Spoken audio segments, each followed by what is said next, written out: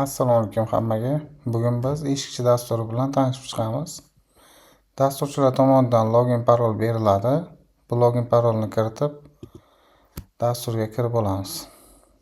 Bu yerda chap tarafda har xil menyularni ko'rishingiz mumkin. Bu dashbord qismi. Buni keyinchalik ko'rib chiqamiz. Birinchi dasturni sozlamalar qismidan boshlab olaylik. Ya'ni biznesimizga dasturni moslab olamiz. Bu yerda birinchi bo'lib umumiy sozlamalar, ya'ni mahsulot uslubi. Biz qanaqa turdagi mahsulot uslublari bilan ishlaymiz va qadoqlar, qaysi turdagi qadoqlar bilan ishlaymiz. Shularni kiritib ketamiz. Bitta mahsulot uslubini qo'shib ketaylik. Masalan, klassik uslubdagi mahsulot bo'ladigan bo'lsa, saqlash. Va qadoqlardan ham masalan pachka deydigan bo'lsak, to'liq nomi yog'och qutisi deyishimiz mumkin. Xuddi shunaqa saqlanadi. Buni keyinchalik boshqa bo'limlarda ishlatamiz. Keyin esa lavozimlar bo'limini ko'rib chiqadigan bo'lsak, bitta lavozim yaratib olaylik. Masalan, haydovchi bo'ladigan bo'lsa va bu haydovchini 3 xil tilda kiritish imkoniyati mavjud. O'zbek tilida, rus tilida va ingliz tilida. Keyingisi, bu yerda turli xil bo'limlar mavjud. O'sha xodimni lavozimiga qarab bo'limlarni tanlab ketamiz. Masalan, shartnomalar bilan ishlaydigan bo'lsa, shartnomalar bilan aksariyat buxgalterlar shug'ullanishadi. Sozlamalar bo'limi, ya'ni dasturni sozlash imkoniyatini berishimiz mumkin. Sotuv bo'limi, ta'minot, xuddi shunaqa bo'limlarning ichidagi ma'lum bir ruxsatlarni ham berib ketishimiz mumkin yoki to'liq bo'limdagi ruxsatlarni berishimiz ham mumkin. Endi xodim lavozimiga, ishxonada qiladigan ishiga qarab bular o'zgarib ketadi.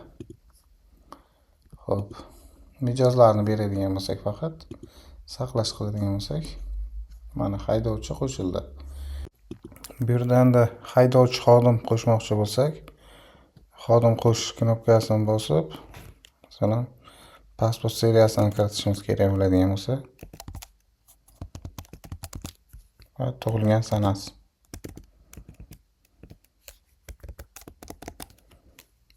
Ism, familiya, otchествоsi, ya'ni shunaqa telefon raqami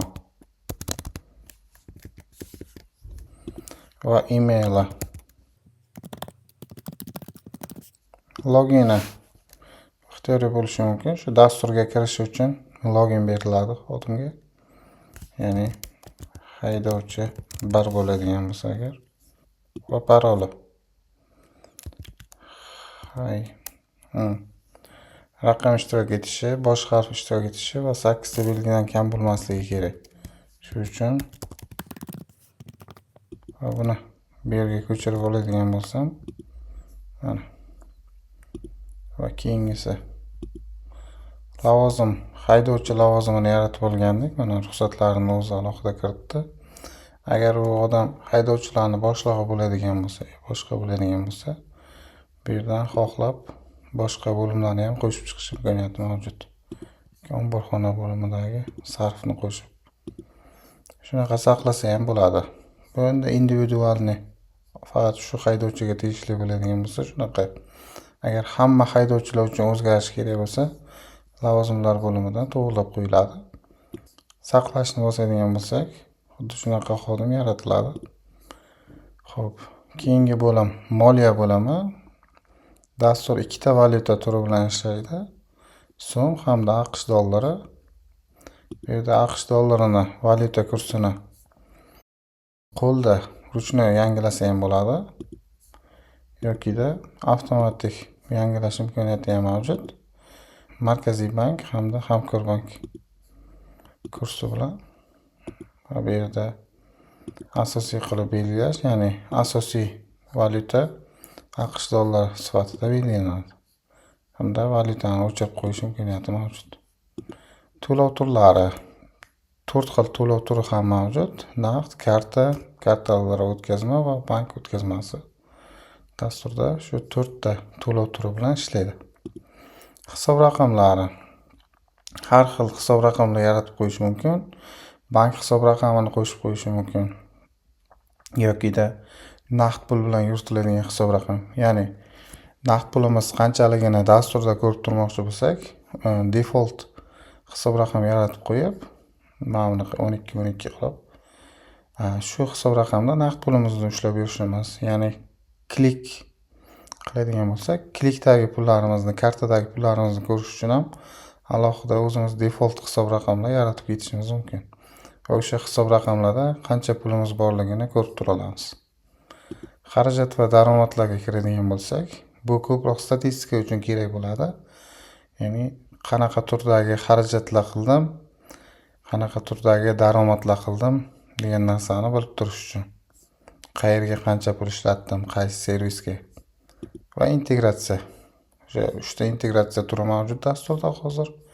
Hamkorbank bilan SMS integratsiyasi hamda Ddocs bilan integratsiya. Ranglarning turlari, ya'ni RAL ranglari mavjud va NCS ranglari mavjud. Bular eshik bilan ishlashda kerak bo'ladigan ranglar. Qaysi turdagi eshik kerak bo'ladigan bo'lsa, o'sha turdagi rang tanlab ketiladi.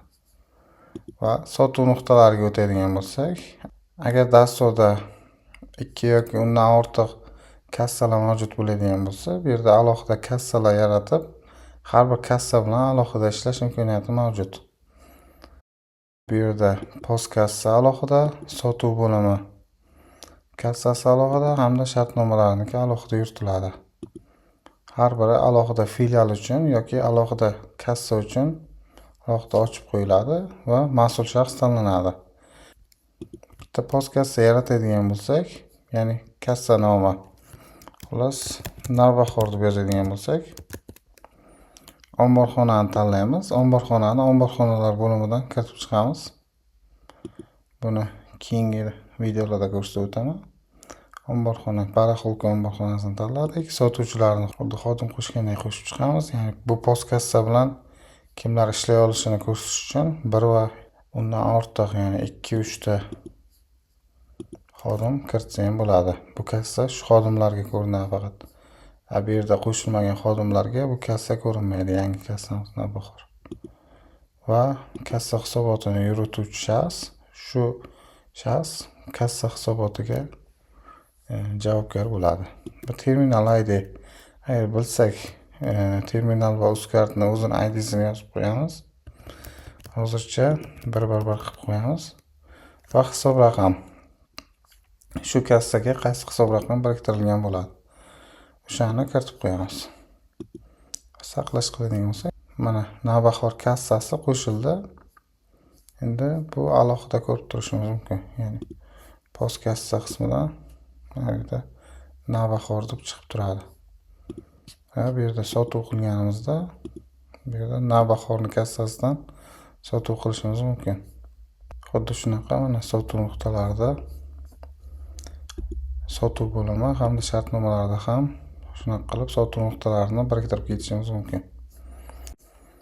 Shartnomalar shabloni bo'limida esa o'sha biznesimiz boshqa bizneslar bilan shartnoma tuzganda, odamlar bilan shartnoma tuzganda qog'oz variantida chiqarib beradigan ko'rinishi. Shuni yuklab qo'yamiz. Va kompaniya haqidagi ma'lumotlar.